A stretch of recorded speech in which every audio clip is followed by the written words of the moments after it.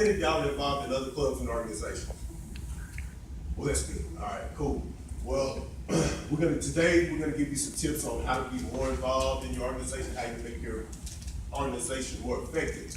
And what I did, so I invited Latasha Phillips to come and present to us today on how to do that. Because she's been involved in Sigma Alpha Lambda, she's a former I-Lead member, she was involved in the STEM Club, what else?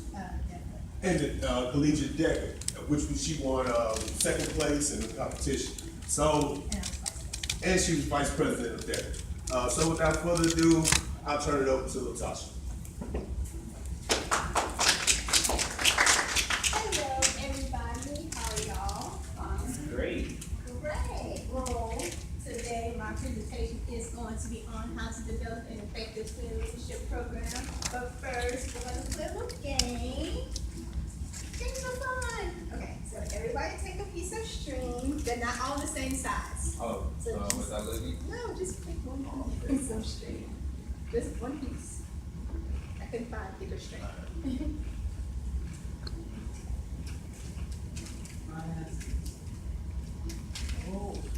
Yeah. They're not all the same size. So, and there's a reason they're not all the same size. And I will explain it to you here in just a second. Oh, I got a picture of it. Just hold on to it. 'Cause I don't know what to do. Yes, how to be. Should start on clothing line with that.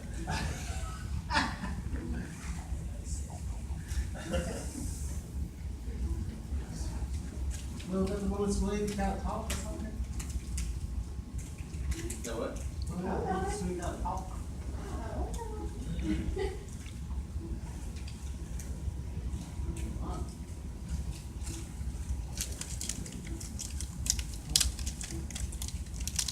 Okay, so the name of the game is called String a Story. And what the game is, like, you're going to introduce yourself and then you're going to wrap the string around your finger, and however long it takes you to wrap the string around your finger, and you have to tell something about yourself. Okay? Yeah. Okay, so who wants to go first? I'll go first. Okay. That's the name, right? So, okay. Introduce yourself first. But I'm not, whoa. Okay. Yeah, introduce. So I'm gonna introduce myself. My name is Brian Ramos. And now I'll start rapping? Yes. No. Okay, so I'm the first generation. I graduated and from both my parents. Didn't go to college. No, I'm gonna start over. How about that? So I'm the first generation. My parents didn't graduate from college, neither did my sisters. I'm involved with Men Distinction, I lead, and street team. And so today I spoke in front of an elementary, fifth graders, and I'll be graduating from North Central May 2017. There you go. Thank you. Let's go next. I gotta go next. Okay. Yeah, pretty much. And then you. Do we have to stand for? No. Oh, okay. Just stand where everybody can see. Okay. My name is Will Spicer. And I graduated from Skyline 94. Is that something? Yeah, now you can start now. Okay, I graduated in 94. And I'm off in initial, which is Curtis Lee, and also with Men Distinction. And right now, this might be graduating 2020, and I'm from New York, and I got a girlfriend. But I plan to get married as I graduate from 2020. There.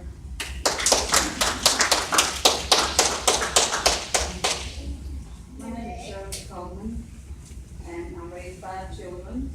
Uh-oh, I can't speak this with a short screen. I raised 5 children, and I came back to El Centro in 2016.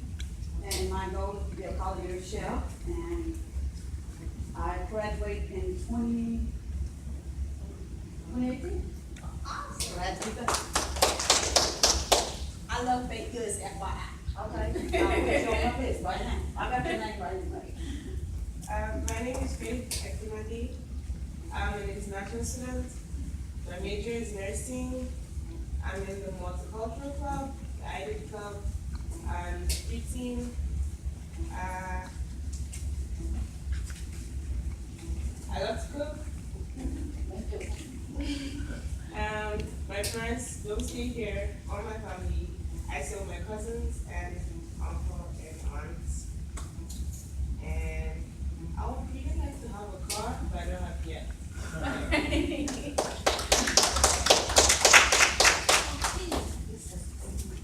Right? So,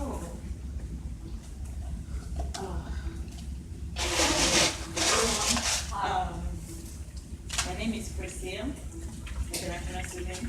I've been here for 2 years now, and I'm majoring in biology. I want to go to medical school, and I will graduate next year from here. And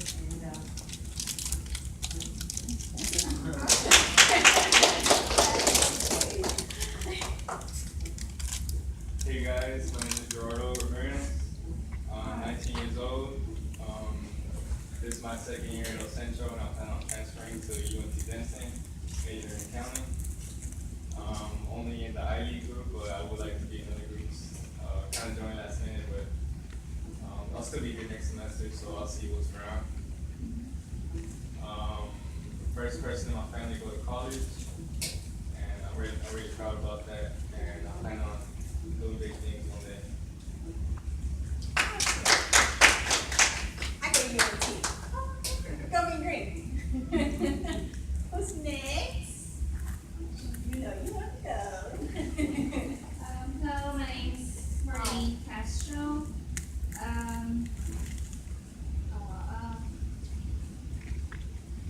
Okay, I'm majoring on nursing, and from there, transferred to UC in Austin for prenatal. I'm the first one in the family in the honors program. This is my first organization in the IB Academy. And yeah. I get it.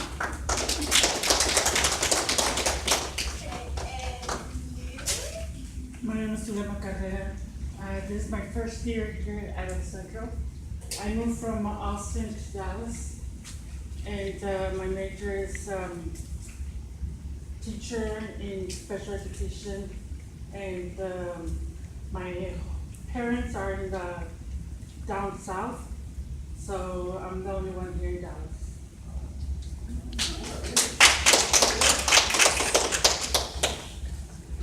Oh, it's me, okay.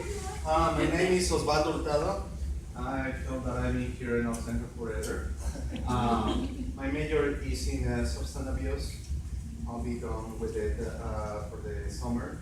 So I'm very excited and very happy about it. Yeah, that's it. I'm from Mexico City, Mexico. I've been here in the States for like 9 years. And very happy to be in Mexico. Well, the purpose of the game was just to get everybody like one comfortable with each other, see that, you know, we all are diverse and complicated backgrounds, and that's what makes us awesome. So my first question is, what do you guys think student leadership is, or like what it's about? Student leadership, like what do you think student leadership is? Well, to always be a good leader, you gotta be able to follow. Okay. Anybody else? Say that again, repeat the question. What do you think student leadership is, and what does it mean to you? Well, to be a leader, you have to be a reader. It's true, it's true. You have to develop structure in your life. Okay, anybody else? Yes. I think to be a student leader means to get your friends together, all your fellow students, and kind of make yourself as an example, you know, have a good work ethic, good studying habits, and get all these people on track, and this will help them come forward in their studies. Okay. Yeah. Awesome answers, yes. For me, I think that being a leader is being the most model for others. That way other people can look at you and say, yes, I want to be like this people. This person, if I used to have a habit and it's not good for my society, I have to change it to be able to be a leader. Because as someone said, a leader does not create followers, they create leaders. So, yeah. Okay, awesome. So, what I define student leadership as is being a student leader means to be actively involved on your campus and in your community, about mentoring others and other students to help them realize their full potential. That doesn't mean just on a personal level, some students might just need encouragement to either just pass that one test or just get through this one homework assignment. You can be a mentor in any kind of aspect, as long as you're being encouraging and putting out positive energy. Do you want to find that? I'll put it back in the bowl.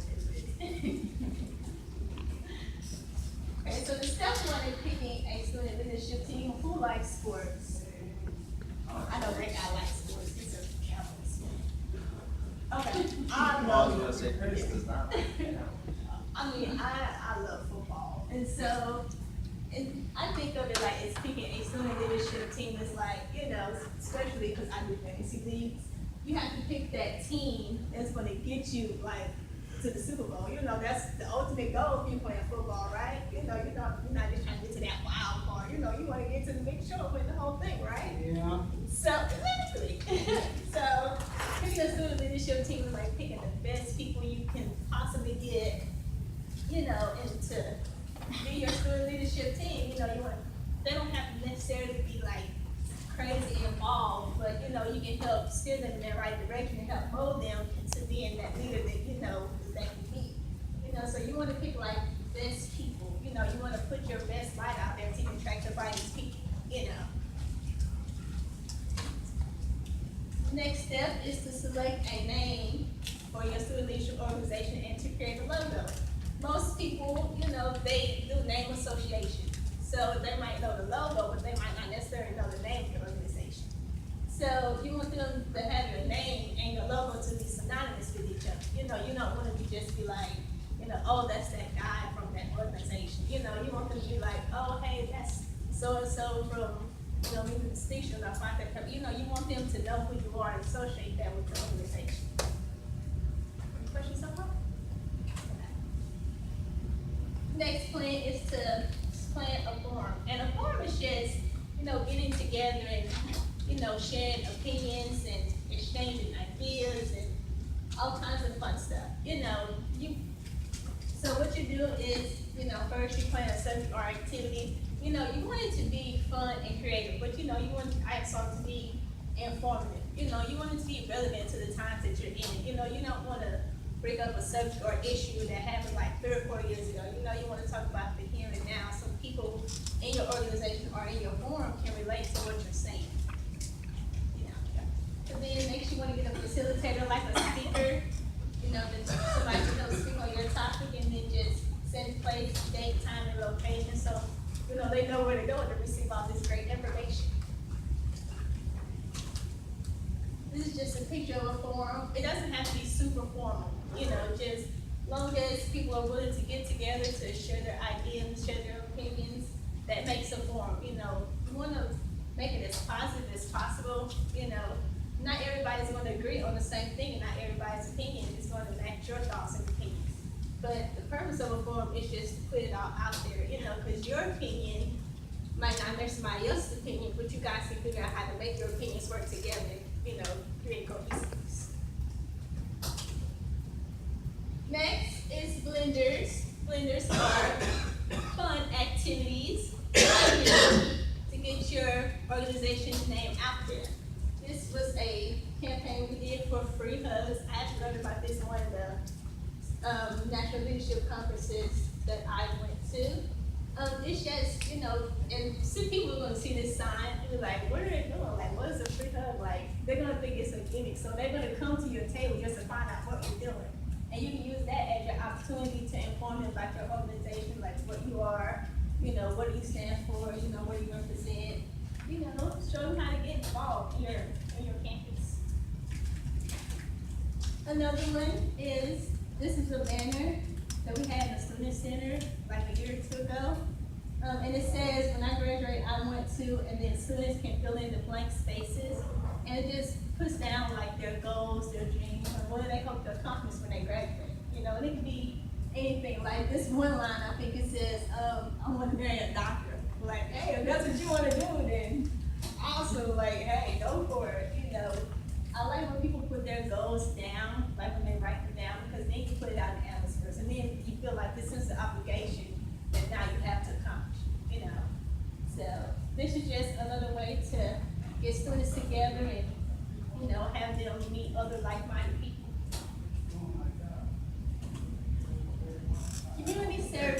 Community service is big in like organizations, or at least it should be. It's a way to give back to the community that you're in, you know, because organizations, they fundraise, you know, they want communities to sponsor them and put stuff into their organization. But doing community service projects is a way for your organization to give back to the community. You know, this was a job we did, this playground, it was burnt down.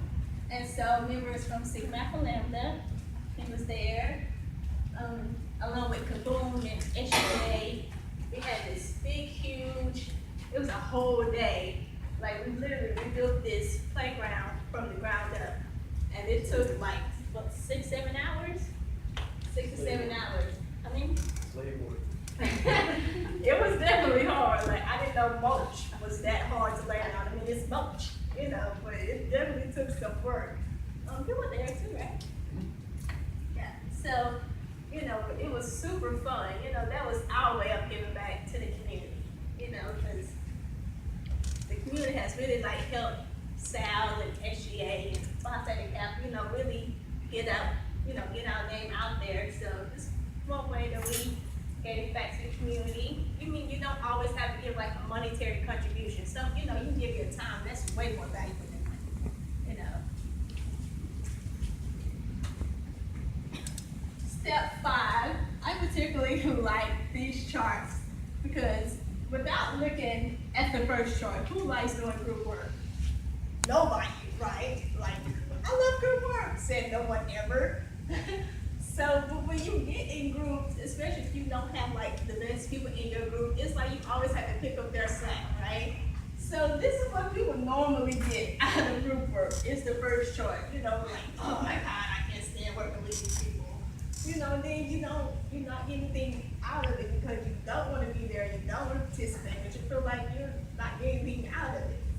But what being involved in student leadership does, it helps you learn how to be an effective communicator, learn how to work with people, and learn how to like bounce off other people's energy, take responsibility for your own work, and how to like collaborate with each other, you know.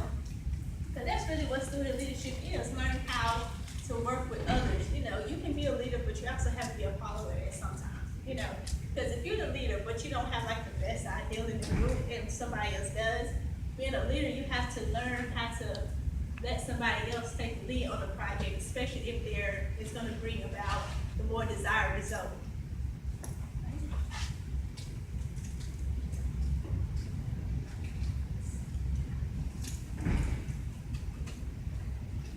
Step 6, create an accountability system.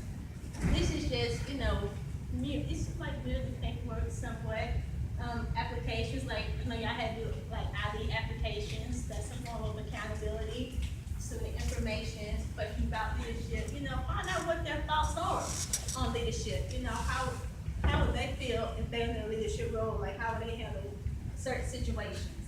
You know, I mean, because going back to the other slide, they might be able to fit on your team one day. They might not have position open right then, but, you know, a position might come open that you think they might be perfect for. So now you can put them in that position to help, you know, mold them into that role.